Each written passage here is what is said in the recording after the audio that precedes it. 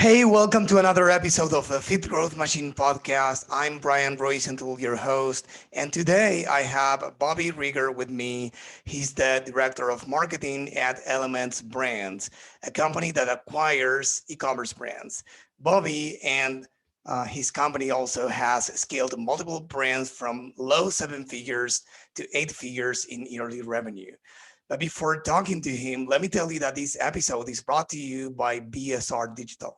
At BSR Digital, we help e-commerce brands that want to scale their business to the next level through Facebook, Instagram, and Google Ads. Yes, even after the iOS 14 update. Now more than ever, we understand that it's really important to level up the marketing and design a solid strategy, as what used to work doesn't anymore. So if your e-commerce brand lacks a solid plan and professional team to increase sales, we can help the same way we have helped more than 1,000 brands like yours for over a decade. To learn more, you can visit us at bsrdigital.com, and you can also email us at hello@bsrdigital.com. Now, as promised, I have Bobby here with me. Hey, Bobby, thanks for being on the show. Hey, Brian, no problem. Glad to be here. Yeah, my pleasure. So why don't you start by telling the audience about your story? Yeah, I know you've got some interesting takes kind of on my background. Kind of grew up on the East Coast, Myrtle Beach, South Carolina, in a tourist trap town known as the Redneck Riviera. So grew up with that skating, surfing background, as you can kind of see behind me here. Played in a punk rock band in high school, playing just some local shows and things like that. So kind of that counterculture background a little bit, but got into computer science in college. Decided that was a little too meh for me. Switched over to marketing. Went out into the kind of gaming space. Moved out to Houston, joined some startups. Didn't really like Texas. And so transitioning out of those roles is where I got into e-commerce, CPG, DTC, all that type of stuff. Moved back to the East Coast and have kind of just been working everything from there. Wow, I relate a lot to your story. Aside from the skate and surf side of things, it's not probably for me, right? Yet, right?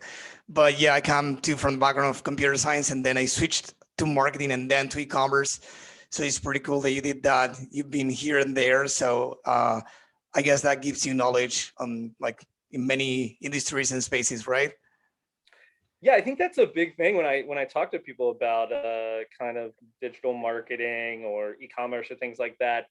A lot of times I feel like they talk about, oh, how do I do this one specific thing? How do I click this button in this program?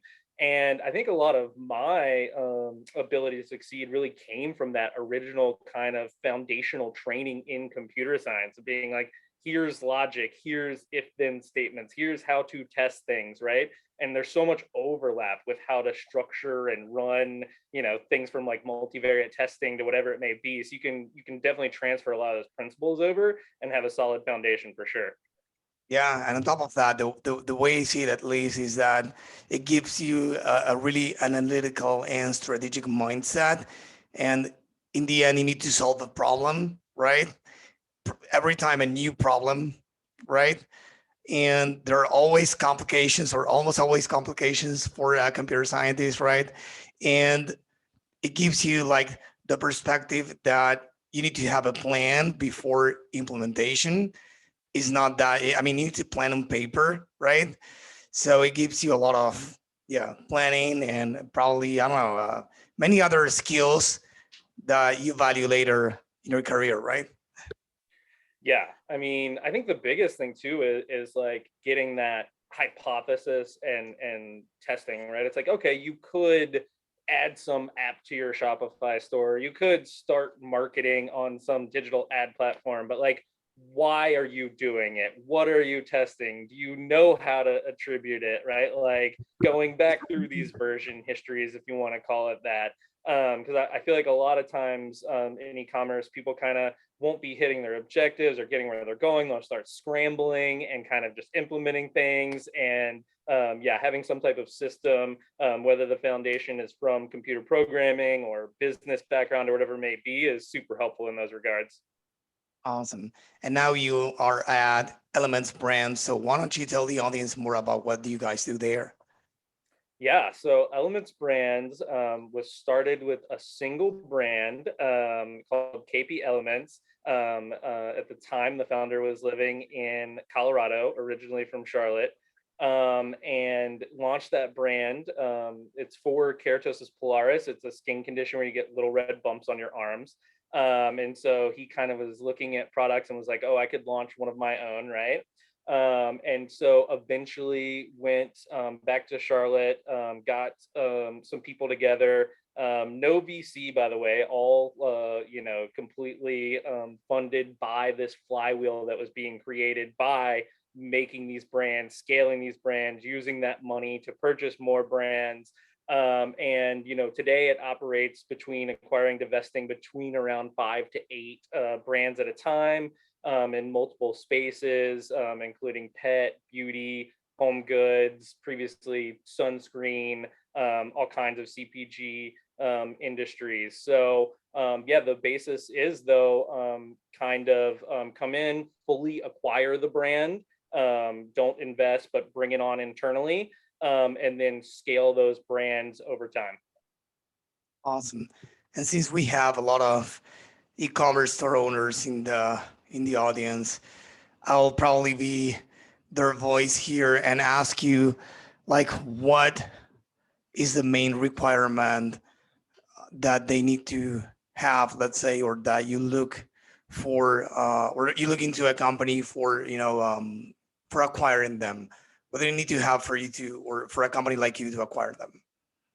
Yeah, I think a lot of times owners are actually kind of confused on this. And what we really want to see at the base level is just a good foundation, right? We have internal systems that can come in. We can prevent you from stocking out on Amazon once we acquire it. We can add digital advertising through these platforms. We can do all these things. But if you're, as an owner, trying to just pump money into revenue slightly unprofitably to get a higher exit or something like that, once we get under due diligence and I'm in your systems looking at that, we're going to be able to tell that, right? So really it's like, what are your margins on your products? Do you have any kind of sustainable supply chain to make sure if we were going to scale your brand, we could do it in a reasonable manner? What is the overall just satisfaction with your product, right? Because interestingly enough, like, I think people think they need to be very technologically advanced, very sophisticated, but that's really what we're trying to bring to the operation. So it's more about those core fundamentals being unlocked. Okay, so you need to have, let's say, proof of demand, right? First of Mhm. all, right? And then in general, do you acquire brands doing 5 figures, 6 figures, or that doesn't matter to you guys? Yeah, so it's interesting. I talked about acquiring and divesting. We've kind of done it in this scaling approach over the years, if you want to call it that. So originally, it may be acquire brands doing X hundreds of thousands. Then it moved up to millions. Now it's in the tens of millions. Now that doesn't mean if there's a great opportunity. One of the brands we acquired at 4 million, I think it did about 30 million last year in revenue. So you can take a brand from that range, and we don't have to acquire another $30 million brand to have two $30 million brands, right? So I think it's really about what it looks like at that level, because you can have a small brand that you have really put in all of those fundamentals to show, okay, look, we are profitable. We're not burning cash. We are making X in EBITDA every year. And showing there's demand in your industry, or that you can create demand in some way through prospecting and brand awareness. So I think the thing there to remember is just core fundamentals get you further than trying to take some type of gimmicky growth hack strategy or something like that, and kind of I don't want to say like manipulate the buyer, but sometimes you see it and then you get in there and you're like, well, we can see what you were doing, so you shouldn't have done that to begin with. Yeah, exactly. And he mentioned systems, right? He says like, hey, we like you will take care of many things, right? Once you acquire the brand, but like what systems does a company need to have in place in order to be like in a better position to get to the next level? Yeah, I think we talk about this internally a lot. I developed a system we call the CMM, the Capability Maturity Model, and we kind of run brands through a lens of on a scale of 0 to 5. Where does a company need to be at the scale they are currently operating at or trying to reach? And for some of the brands we acquire, it's very basic, just that fundamental level, right? Like, do you provide customer service? Are you on online marketplaces? Do you have a reliable fulfillment time? All those type of things, right? And that's what I kind of go back to when I was talking about those core metrics earlier. And then as you get those, you can begin to start scaling, right? Then we go into the okay, now you want to start putting in some digital advertising efforts. You're going to run on, Google, TikTok, whatever it may be. Maybe you need to go the more affiliate route. Maybe you need to go the more SEO route. But before you get into those next models, those next steps in the model, I should say, getting those fundamental parts down. And I think the big challenge there for these companies in really that first stage is how do I get from just operating to that expansion, right? And that's sometimes why you want to see owners exit, is not just because, oh, they want to get some cash multiple or whatever. It's, well, I'm kind of stuck a little bit and I would love to see this brand succeed. So how can I see this brand succeed, know it's in good hands, and let it get to that next stage? So in general, is that the main reason for an owner to come to you guys and say, I want to exit? I think it's really those two. It's really they really believe in their business and want to see it succeed, and don't want to just sell it to like an aggregator. They want to keep that core brand, really the storytelling, the element it was built on. So that's a big point for us. Or the other side may just be sometimes it's a little bit of a distressed brand, right? Like maybe they have got it to where they're kind of starting to flounder, and we've turned around some brands who are kind of having to exit because they've made some mistakes or the market has shifted. So those are the two biggest reasons. Awesome. I like what you said about the systems and what they need to be doing in terms of, I mean, depending on their maturity level. Do you have like a ballpark or let's say an estimate on the, the what are the main channels that the brands you acquire leverage to succeed? I don't know, let's say paid ads, email marketing, Mhm. SMS, affiliates, as a Yeah, ballpark.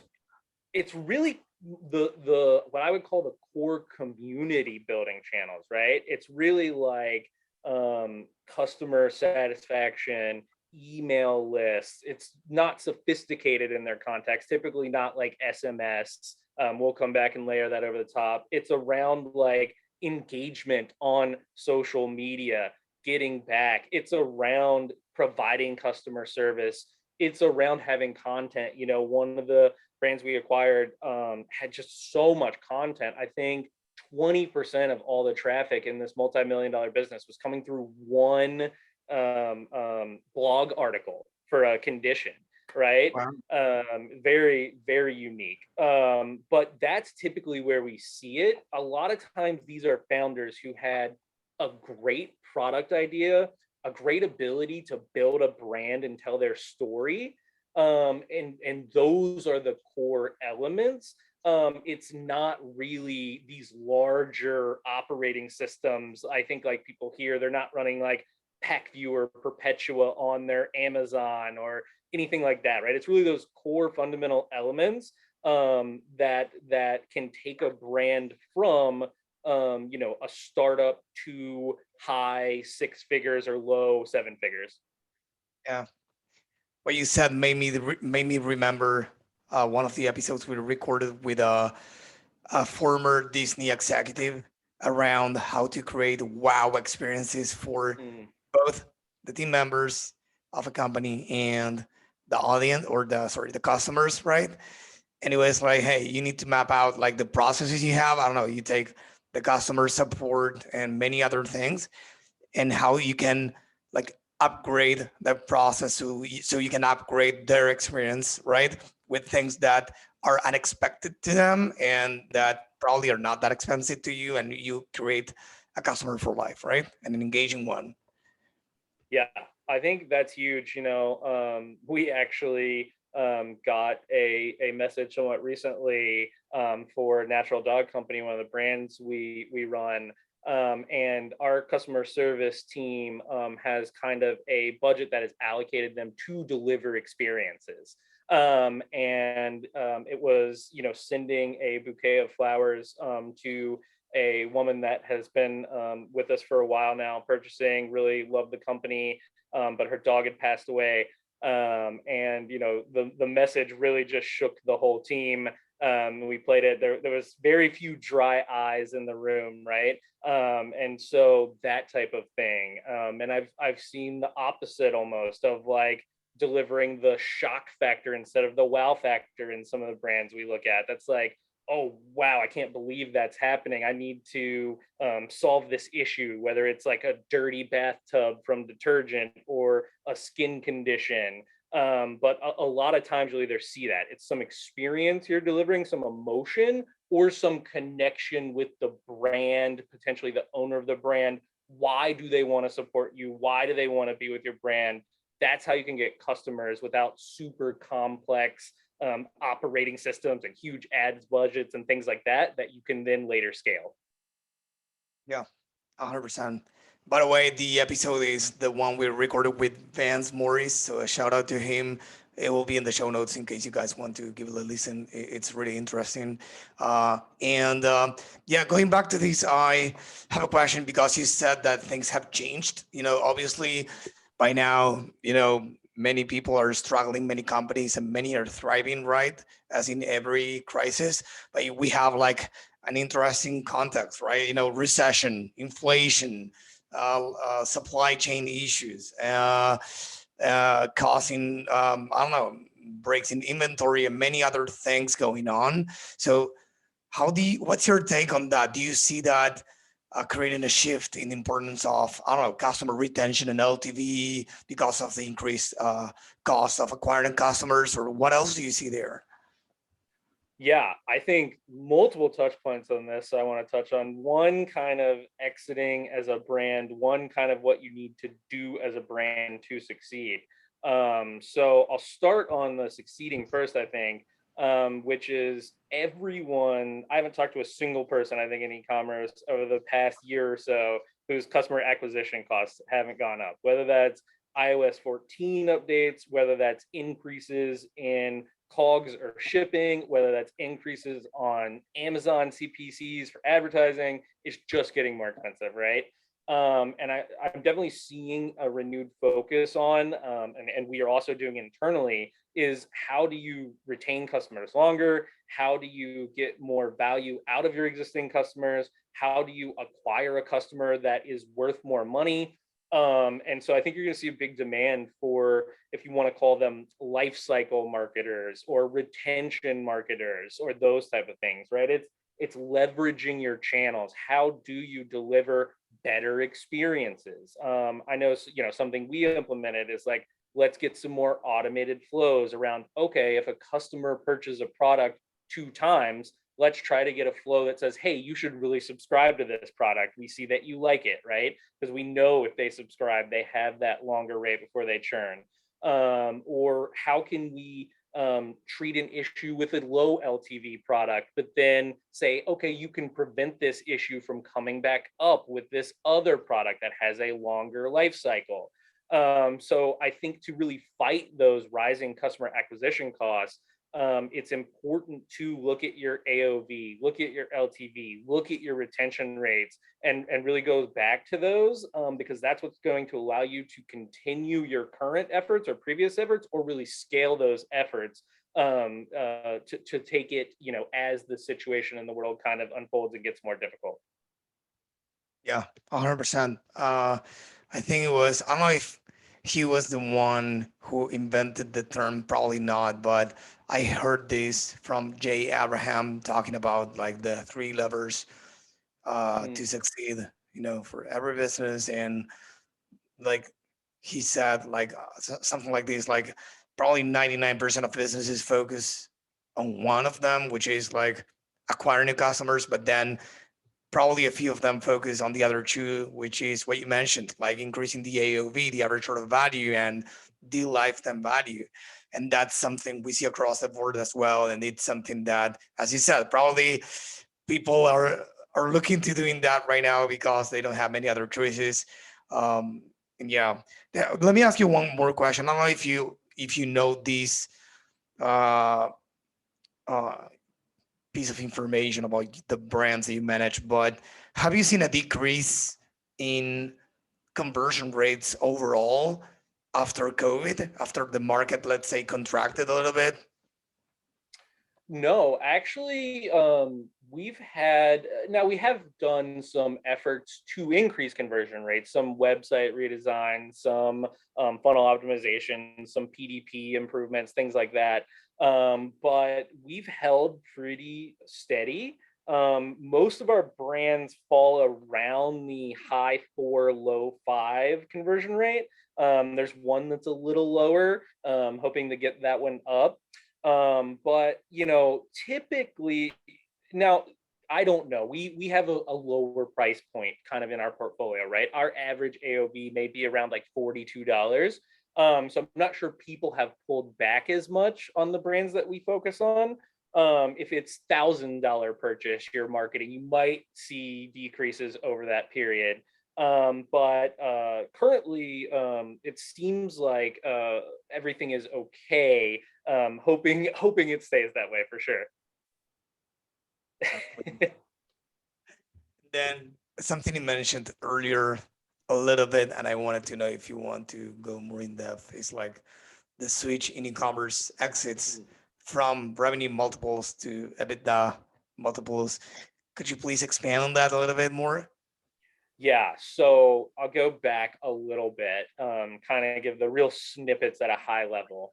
It's COVID. Everyone in e-commerce is scared because never been through it. But then you kind of wake up X weeks later and you're like, oh, this isn't a we're going to go out of business. This is a can we keep up with everyone who's now buying our products, right? What we talk about is the COVID bump now.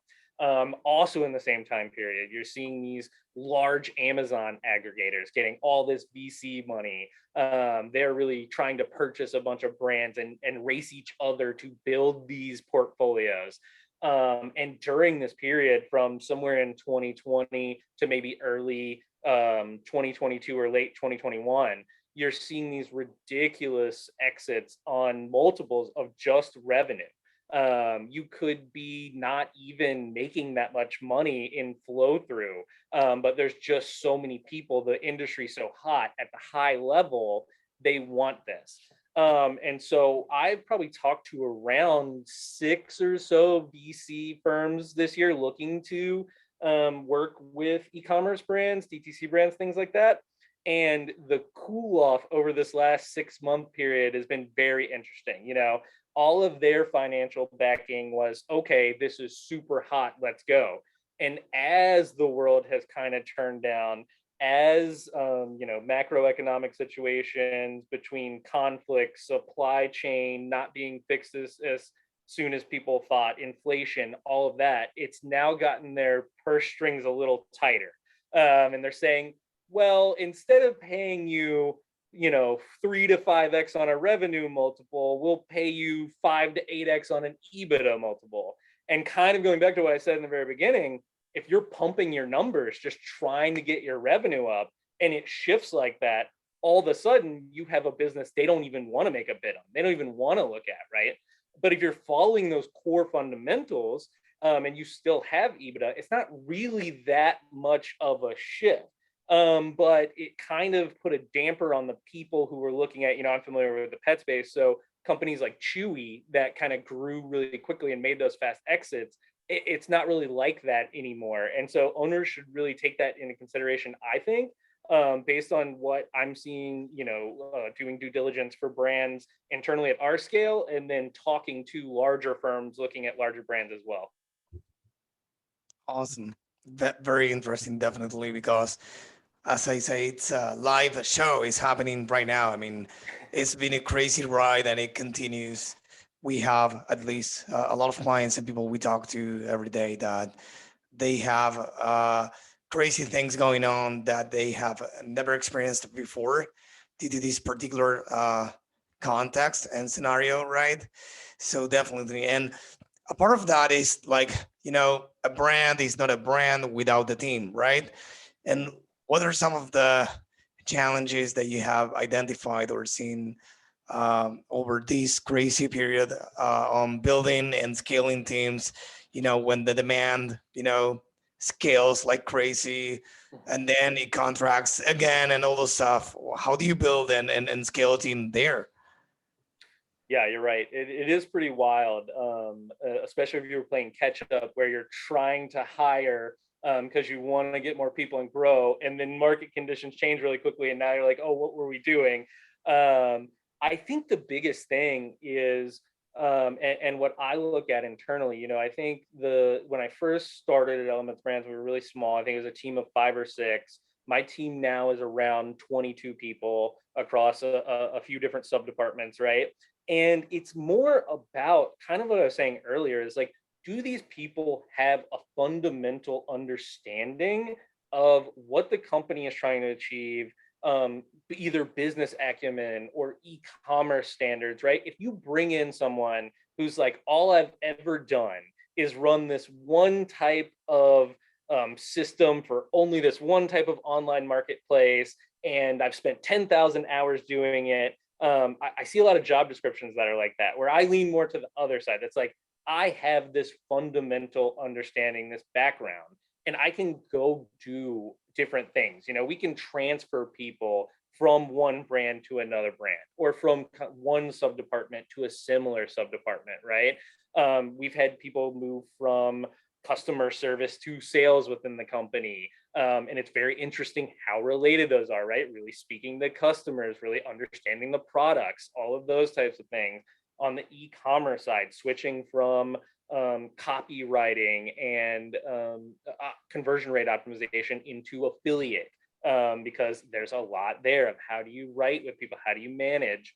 And so I think that's the big thing for talent development, is focusing on those core fundamentals, supporting your people, kind of giving them that overview and ability to pitch in where they can be, and not pigeonholing them, because that's where you run into those problems of, okay, like, taking this to an inanimate object. Well, now I've got like a hammer and all I have are nails and it doesn't work anymore, right? You need like a toolbox. So that's the way I like to look at it. That's awesome. That's great. Yeah. Um, this has been great. I really enjoyed the conversation. I learned a lot, and I think the audience did too. So I wanted to thank you for that. And to wrap up, I would like to ask you what I ask every guest that comes to the podcast is to, if you have any books or mentors that were really interesting and useful to you in your career that you like to recommend to the audience, in the case of the book and in case of the mentor. It's great to give them a shout out if you have any mentor, former boss, or even a colleague or a team member that you want to, I don't know. Yeah, that's what I was gonna say. I'm gonna turn it on its head a little bit. I'm less of a mentor type person, but we talked a lot about Owens Brands, and during my experience there, I started with an individual named Allison Kelly. Straight out of college, they literally chased her down through the parking lot to hire her, and she has grown, is now a director, and is kind of worked in conjunction with me through all this, where I'm a little bit more of the analytical, computer science, logic, person. She's a little bit more of the branding, storytelling, and we can both cross over into each other's domains. But that partnership has really allowed for a lot of success at Elements Brands, and just can't recommend her enough. That's awesome. That's great. Uh, is there anything else that you would like to mention to the audience that I didn't ask you? I don't think so. I don't do a lot of outreach. This is my first ever time, I think, talking to anyone on a podcast or really publishing anything. I'm more of a secluded person, so I don't have anything to push. I think the one thing I'll say is I'm actually going to be transitioning out of Elements Brands in the coming months. And I've already been talking to some friends, some acquaintances, some actual outreach in the e-commerce world, in the DTC world, all that type of stuff. So feel free to reach out to me on LinkedIn. No fees or anything like that. I like talking to people, seeing their brands. I don't have any stake in it. It's just fun for me. So yeah, I'd say that's kind of the only thing to really push. That's awesome. Well, for being your first podcast interview, you did awesome. So I wanted to thank you again for being here. And where can people go to know to find more about the company and about you, of course? Any Yeah. LinkedIn or social Yeah, handle? I don't have any social, like I said, just LinkedIn, but find me there. And for the company, elementsbrands.com for the website. And, we have social media presence, LinkedIn presence, all that type of stuff. So if you're looking to kind of find out more, maybe you're looking to be acquired, maybe you're just curious about the process, you can definitely check it out there. That's awesome. Thank you, Bobby. Thank you for being here. Yeah, thanks, Brian.